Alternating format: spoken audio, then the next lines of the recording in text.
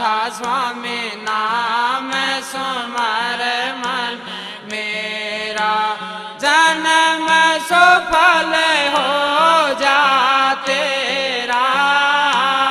राधा स्वामी नाम सुमर मन मेरा, राधा स्वामी नाम सुमर मन मेरा।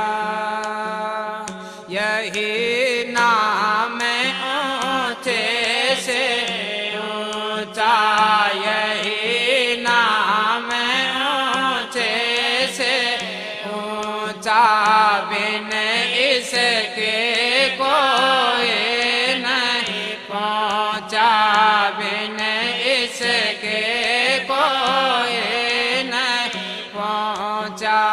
मिट जा जन्म मरण का फेरा, राधा स्वामी नाम।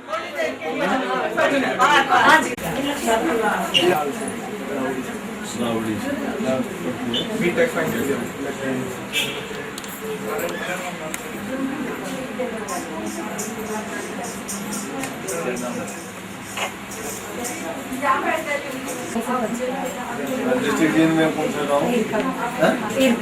मेरे गांव में मम्मी है डिस्ट्रिक्ट। अच्छा, क्या करता है तू? अभी जेल गया था उस दिन? नहीं?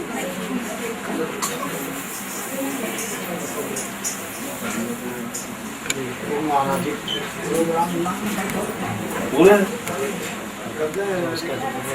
अरे आगे तू मैं जाऊँगा ना, उसका पहले फिर बताइए। इंजरी हो गई, अच्छा, क्या हो गया था? इंजरी किसमें होती है? क्या हुआ था? गिर में मैंने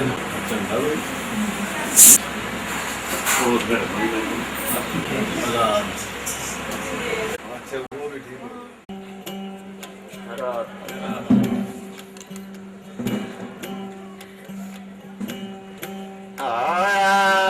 नगरी में धोबिया सुजान,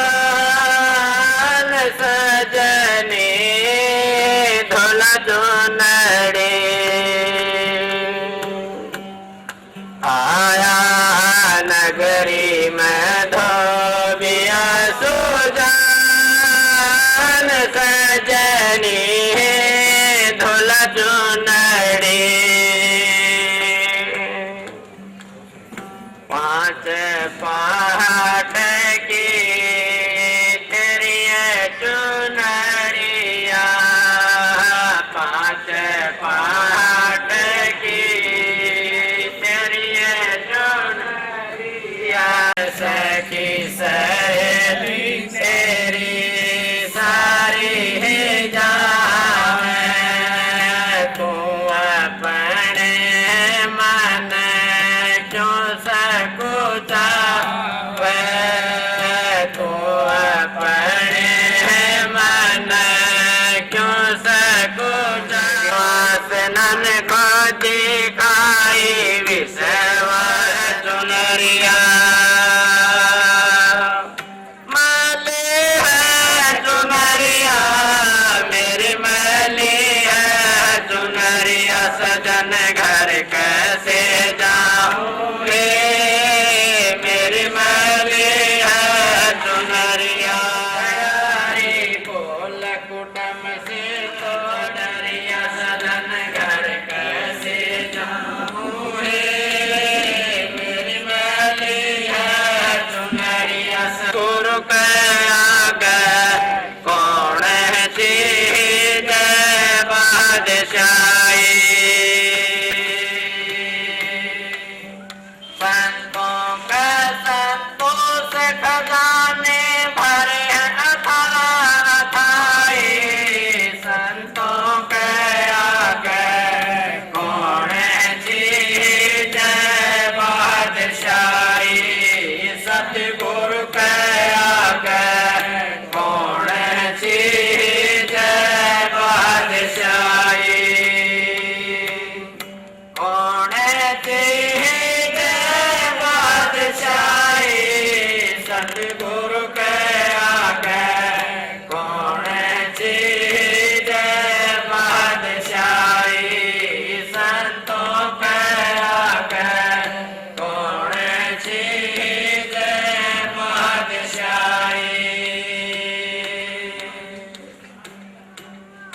राधा स्वामी सहाय, राधा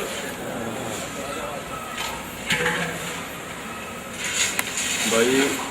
सत्संग का तो ये बात थी कि एक बार आ जाओ। आना एक दो जगह था, लेकिन जब इतनी दूर का आना होता है तो एक दो और साथ में मिल जाओ। सत्संग तो रोजाना आप टीवी पर भी सुन सकते हो, वैसे भी सत्संग के प्रोग्राम अलग से होते हैं। फिर भी जब इकट्ठे मिलके बैठे हैं और सिर्फ उसी उद्देश्य से, क्योंकि सत्संग उसी को कहते हैं, सत्संग सोई जानिए जिद एक को नाम बखानी।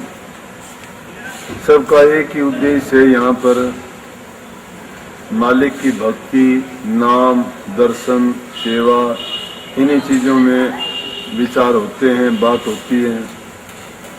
तो दूसरी संसारी बातें हैं या संसार से संबंधित इतनी जरूरत की जो हमारे विचार हैं वो हम ना करते हैं, ना बातचीत करते हैं।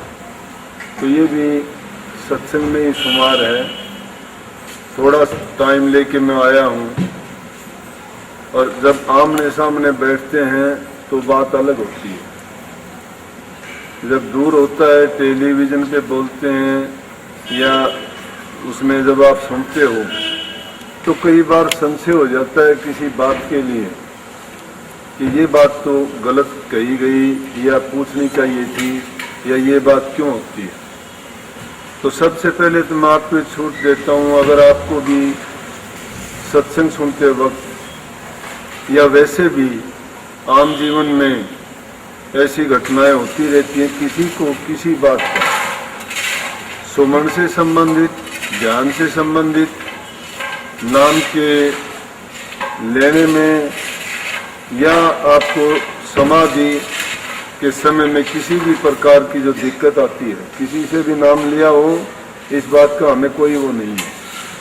चाहे आप किसी को मानते हो, किसी भी तरह से ध्यान करते हो, योग करते हो, साधना करते हो, भक्ति करते हो, सुमन करते हो, कोई भी तरीका हो आपका। और अगर आप पूछना चाहते हो किसी बात के बारे में जो भी संशय है, तो उसके लिए अच्छा ये अवसर भी है और आपको पूर्ण आजादी भी है पूछने की। चुपचाप बैठने के लिए आए, उस मैं बोलूंगा। देखो, सत्संग का तो वचन, संतों की वाणी झूठी हो तो भी सच्ची करके जाने। वो अगर मजाक में कहते हैं, चाहे वो सही में कहते हैं, चाहे वो किसी उपदेश के माध्यम से कहते हैं, उनकी वाणी में कोई मिलोनी मिलावट नहीं है। और जिसके प्रति भी वो वचन फरमाया जाता है वो उनके हित का होता है। क्यों कि जिस आदमी का अपना स्वार्थ होता है, और वो अगर कोई बातों का अपना कोई स्वार्थ नहीं है, परमार्थ के कारण ये चारों धारेंगे कि ये परमार्थ पर उपकार दूसरों के हित के लिए ही संसार में प्रकट होते हैं। बरसात नहीं देखती, गरीब का खेत है, अमीर का खेत है, इसमें फसल होगी या नहीं होगी बराबर होती है। सूर्य नहीं देखता ये प्रकाश किसको देना चाहिए, किसको नहीं देना चाहिए, सबके लिए होता है। तालाब का पानी जो होता है वो नहीं देखता, पशु पक्षी जीव जंतु जानवर इंसान कोई भी उसको प्रयोग करो, सबके लिए। इसी प्रकार से संत भी सबके बराबर उसी तरह से होते हैं। ये तो हम दायरे में लेके ये हमारा है, ये धर्म हमारा है, ये पंथ हमारा है, ये मजहब हमारा है, आपस में द्वेष झगड़े ईर्ष्या पैदा करना। लेकिन सच्चाई अगर होती और भक्ति का मार्ग जो सिर्फ प्रभु की तरफ लेके जाता है, उसमें फिर झगड़ेबाजी और एक दूसरे की आलोचना और इतनी द्वेष की बात नहीं होनी चाहिए। लेकिन हम करते हैं ऐसा। क्यों करते हैं कि अध जल गगरी छलकत जात। जब तक पूरा ज्ञान नहीं होता तब तक इंसान में ये मेर तेर की भावना है। और संसार में जितना झगड़ा है, जितने बंधन पड़े हैं, ये मेर तेर के कारण है। स्वामी जी महाराज ने लिखा है, संसार में आके कितने बंधनों में हम बंधे हैं। वो कहते हैं, बंधे तुम गादे बंधन आन, पहला बंधन पड़ा दे एका दूसर तेरिया जान, तीसर बंधन पुत्र विचारो, चौथा नाती मान, नाती के कई नाती होवे फिर कहो रहा कौन ठिकान, चोलड़ पचलड़ सतलड़ रसरी, बांध लिया उन गए कर कान, कैसे छूटन होए तुम्हारा, गाडे खोटे गड़े निधान, मरे बिना तुम छूटो ना ही जीते जी तुम सुनो। लेकिन संत क्या होता है कि संत से मालिक के अवतार होते हैं, उनका संदेश लेके आते हैं। सबने कहा है, मोहम्मद साहब ने क्या कहा कि मैं तो खुदा का भेजा हुआ पैगंबर हूँ, ईसा मसीह ने क्या कहा कि मैं खुदा का बेटा हूँ, संतों ने भी तो उसको सब कुछ मान के कहा है कि हम तो कुछ भी नहीं, हम तो उनके दासों के दास हैं और उन्होंने जो हमारे निमित्त सेवा हमें दी है वो करने के लिए आए। तो लेकिन संत संसार में किस लिए आते हैं? मैंने कहा था कि दूसरों के उपकार के लिए, भलाई के लिए आते हैं। और जब जब भी ऐसा अवसर मिले, उनके ढिंग जाएं, उनका हमें संग मिले, उनके सत्संग सुनने को मिले, तो एक एक वचन को सुन सुन के अपने हृदय में धर के उनको जब जब समय मिलता है उनको याद करके उनको गुनना चाहिए। क्योंकि कहा है कि इन अपने शास्त्र सभी कहते हैं किसी तरह से कि पहली चीज जो हमें दर्शन से लाभ है, दर्शन करने से कितना लाभ है। आप सुबह उठते हो, किसी आदमी के दर्शन जो भी आपको मिला था कहोगे कि सारे मेरे काम बढ़िया हो। एक आध दिन आपका ऐसा गुजरता है कि सुबह उठते ही ऐसे दर्शन होते हैं कि सारे काम खराब होते जाते हैं, तो उनको जब देखते हो तो कहोगे कि आज तो ऐसे सत्यानाशी के दुष्ट आदमी के दर्शन हुए कि सारे के सारे मेरे काम खराब हुए। तो हर चीज में अपना गुणोदोष होता है। इसीलिए हम जो गुरुओं पर विश्वास करने वाले, प्रभु भक्ति में अपना यकीन रखने वाले और जो शिष्य हैं जिन्होंने गुरु से नाम दीक्षा ली है, जो सत्संग सुनते हैं, उन वचन को मानते हैं, अपने इष्ट का, गुरु का घरों में फोटो इसलिए रखते हैं कि उठते ही पहले उनका दर्शन करते हैं। जिस चीज का भी आप दर्शन करोगे, जिस चीज का भी नाम लिया जाएगा, चाहे उसको आप अगर खाने की चीज का नाम लिया, अगर वो चीज आपने खाई भी नहीं है, याद करने मात्र से ही उसके गुण आपने आने शुरू हो जाएंगे। सपोज करो कि आपने नींबू का नाम लिया, मुंह में खटास आ गया, हमने खाया नहीं है, लेकिन नींबू का लेते ये आभास हो गया कि खट्टा है। अगर मिठाई का नाम, रसगुल्ले का नाम लोगे, मुंह मीठा हो गया, ना खाया नहीं है, क्योंकि आपको अनुभव ऐसा होता है कि उसका स्वाद मीठा, क्योंकि उसका जो गुण है वो गुण एकदम हमारे ख्यालात में, विचार में जाके और हमारे को वैसा ही बना देगा जैसा उसका गुण है। इसलिए संत सतगुरुओं के, महापुरुषों के जब दर्शन करते हैं तो हमारी भावना शुद्ध हो जाती है। तो कई है, कबीर साहब कहते हैं कि दर्शन कीजिए बुरा कि दिन में 100 बार, आसो जा के मी जो बहुत करे उपकार। जिस प्रकार से आसोज के महीने में बरसात हो जाए, दोनों फसल को वो पूरा कर देती है, पिछली को फिर आगे के लिए भी अच्छी होती है। तो कबीर साहब कहते हैं संतों के दर्शन करने से आई टड़े बला, जो सजा सोड़ी मरो कांटे में चल जाए। संतों के दर्शन, क्योंकि उनमें कोई किसी प्रकार का मिलोनी नहीं होती, उनमें कोई किसी के प्रति ईर्ष्या द्वेष नहीं होता।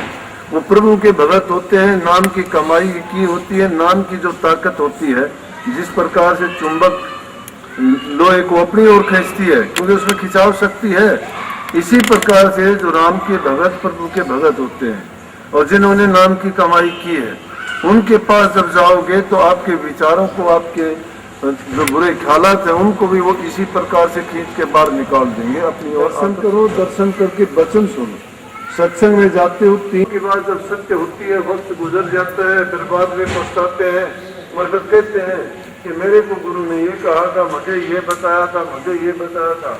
लेकिन जब वो होते हैं तब उनको उन पर विश्वास और यकीन नहीं है। संतों के पास सारी ताकत है, लेकिन ये शक्ति काल की है, छोटी मोटी नीचे की जो काल की चीजें हैं वो आदमी को नरकों में ले जाने वाली है। संसार में आना जाना नहीं होता, क्योंकि संसार में सुखी कोई नहीं है। किसी से भी पूछ लो, धनवान दुखी है, संतान वाला दुखी है, निर्धन तो दुखी है ही। बीजों को न खाए, चोरी छल कपट बेईमानी ईर्ष्या को त्यागे, इंसान की दुखी, इंसान की मदद करे। भक्ति का तो नंबर बाद में आता है। हम तो घरों में तो झगड़ा रखते हैं, माँ बाप को ठोकर मारते हैं, आपस में भाई बहन का किसी का प्यार नहीं है, तो कहाँ की भक्ति करेंगे? फिर सत्संगों में, मंदिरों में जाने का क्या फायदा है?